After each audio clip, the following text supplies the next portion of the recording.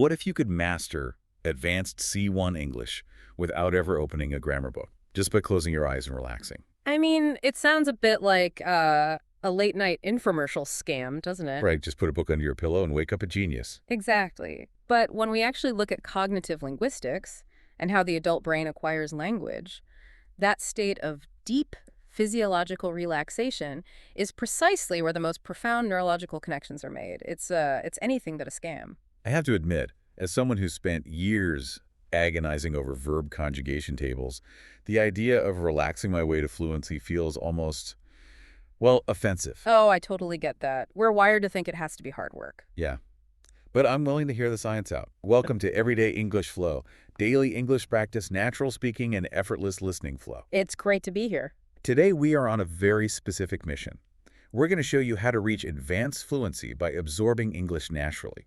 We're talking about peaceful immersion, the physical rhythm of speech, and the emotional weight of words. Basically, learning that happens even while you are resting. Yeah, and it really requires a total paradigm shift. We have been conditioned to believe that learning must be painful, to be effective. Right, no pain, no gain. Exactly. But today, we are dismantling that idea. We're moving away from the sheer exhaustion of rote memorization and exploring how language actually integrates into your subconscious identity. And to map this out for you, we're going to cover exactly 4 important pillars of learning in today's deep dive. If you understand the mechanics behind these 4 important pillars, you can completely transform your approach to fluency. It's a game changer, honestly. It really is. But before we get into the heavy lifting, or rather the heavy relaxing, I have a fun challenge for you. There is a hidden vocabulary Easter egg somewhere in the middle of this lesson. A hidden advanced vocabulary word. Listen carefully, and if you find it, claim it in the comments by writing the word. That is a brilliant way to keep the brain engaged. Active listening, even while we discuss the science of relaxation. So let's start right there. Let's talk about the first of our 4 concepts. The state of mind required for true absorption, or Pillar 1, peaceful immersion. Right, because tradition tells us to, sit at a desk, drink 4 cups of coffee, stare at a textbook, and force the information into our brains. Yeah, the classic cramming session.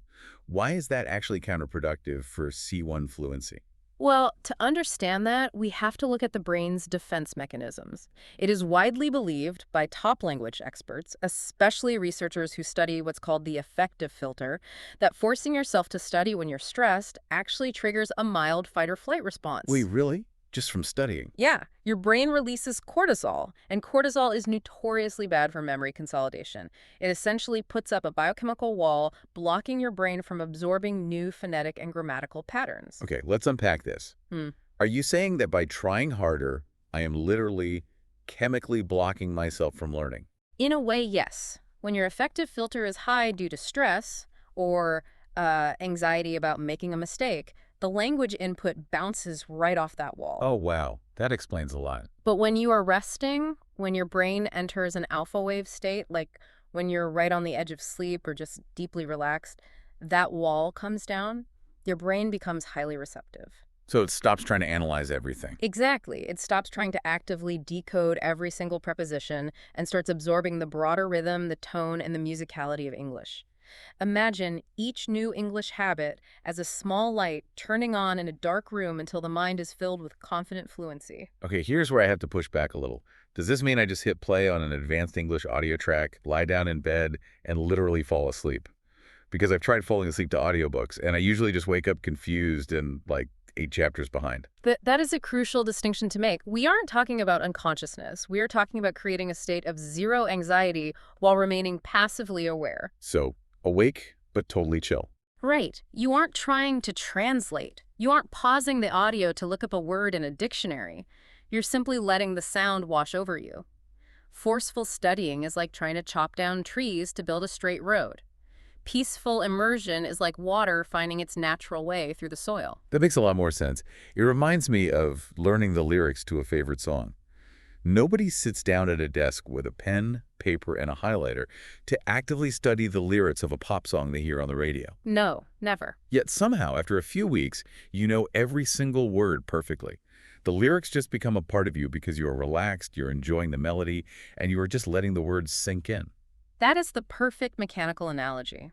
The melody of the music acts as a carrier wave. bringing the sounds right past your brain's defenses. Actually, let's pause on that phrase I just used because it fits this concept perfectly, and it's a highly useful phrasal verb for our listeners. I said you just let the words sink in. Ah, yes. Sink in is an incredibly common phrasal verb for advanced speakers. Simply put, to let something sink in means to allow complex information to be fully understood and absorbed over time. Right. It doesn't happen instantly. Exactly. It implies that understanding requires passive processing. For a C1 level example, you might hear someone in a corporate environment say, "The CEO's new restructuring plan is incredibly complex, so I'm going to need a few days to let the details sink in before I give you my feedback." Oh, that's a great example. You're letting the brain do the background work. Precisely, and that background work is exactly what peaceful immersion is all about. But here's the next logical problem. Once we are in that relaxed state, how do we make sure those words actually anchor themselves permanently? This brings us to pillar 2, the emotional connection to vocabulary. Right. How do we turn passive recognition into active ownership? To answer that, we have to look at the hippocampus, which handles memory, and the amygdala, which handles emotion. They are physically wired together in the brain. So memory and emotion are literally linked. Yes. This means that words only move into your long-term memory when they are tied to a tangible emotion or a vivid, real-world visualization. Emotion is the biological superglue for memory. But how does that apply to advanced language learners? If I'm trying to memorize C1 transition words, words like nevertheless or consequently, there's nothing inherently emotional about those words. That is a common misconception, actually. Emotion doesn't just mean crying or laughing. It means assigning a felt sense to a scenario. Okay, give me an example. Let's take a business scenario. Imagine you're in a tense negotiation. You feel that tension in your chest. When you use a phrase like, "I understand your perspective, nevertheless, we must consider the budget," that word, nevertheless, is the tool you use to safely release that tension. Here's where it gets really interesting. Language at the C1 level is not just a direct translation from your native tongue. It's about attaching a physical, lived experience to an English concept. Exactly. Let's step away from the tense corporate environment for a moment to really illustrate this. Imagine you take a much-needed vacation to disconnect. Picture yourself standing on a quiet beach right as the sun is going down. Oh, I'm already there in my mind. The sky is painted in these vibrant shades of orange and deep purple. The ocean waves are gently crashing against the shore, and the view is absolutely breathtaking. Wow. Yeah, I can genuinely feel the physical relaxation just visualizing that scene. Right. And when you experience a moment of profound awe like that, where the beauty literally stops your normal thought process, you need a word that captures that physical sensation in your chest. Breathtaking is a beautiful, advanced adjective. It really paints a picture. It means something is so astonishing or so magnificent that it literally feels like it takes your breath away. A simple example sentence would be, "As we watched the sunset over the ocean, the vivid colors were simply breathtaking." I love that. You aren't just memorizing a definition, you are tying the vocabulary to that visceral feeling of awe. Exactly. When you connect language to a physical sensation, you will never forget it. That neurological connection is fascinating. We still have 2 more major pillars to uncover regarding how we export these internal feelings into real-world conversations. But really quickly, as we hit the 10-minute mark of today's deep dive, I want to remind you to take a second right now to like, share, and subscribe to the channel. Oh, yes, please do. It is the absolute best way to make sure you never miss your daily English practice. And stay with us, because we have a very special, highly effective bonus routine waiting for you at the end of this lesson. You definitely want to stick around for the bonus. It's a very practical application. All right, let's pivot to the external world with Pillar 3, the rhythm of real-life exchanges. Because knowing the words internally doesn't always mean they come out naturally. This is where so many advanced learners hit a wall. It is widely believed by top linguists that true C1 fluency does not live in your ability to write a grammatically flawless essay. Where does it live then? True fluency lives in prosody. The rhythm, the stress, the intonation, and the micro-interactions of everyday speech. Like ordering at a cozy cafe by saying, "I'd like a cappuccino, please," or asking for help at an airport, or simply greeting a neighbor. Give me a specific example of that prosody in action. Well, what's fascinating here is that English loves soft, polite tones. It's a heavily stress-timed language. Imagine you need to correct your boss. A beginner might use a flat tone, "You are wrong about the deadline." Grammatically correct, but socially disastrous. Oh, highly disastrous. You might get fired for that. Right. But an advanced speaker uses soft rising and falling tones. They might say, "Would you mind if we looked at that timeline one more time?" The pitch goes up slightly on mind, signaling deference, and falls gently at the end. So it's the rising and falling melody gentle at the start, softer at the end, that makes the speaker sound native, not just complex grammar. Exactly. It's essentially social choreography. But let's be honest, trying to master the melody while remembering vocabulary can be discouraging. You stumble, you use the wrong tone.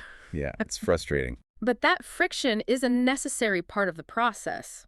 When the rhythm feels entirely unnatural in your mouth, you just have to keep going. Let's clearly define that phrase for everyone listening. Keep going. Sure. Keep going is a phrasal verb that simply means to continue an activity without stopping, especially when it's difficult or you aren't seeing immediate progress. Like pushing through a plateau. Exactly. For instance, I know the pronunciation is difficult, but we just have to keep going. I think that applies to almost every aspect of language acquisition. Yeah. You stumble, but you keep going. And that resilience brings us directly into our fourth and final pillar today, affirmations and building a fluent identity. This is huge. Because the most important conversations we have are the ones with ourselves. Yeah. This connects our external conversations to our internal self-talk. The internal monologue dictates the biochemical state of your brain, which dictates your ability to learn. I'm going to play devil's advocate here. When I hear affirmations, I immediately think of toxic positivity.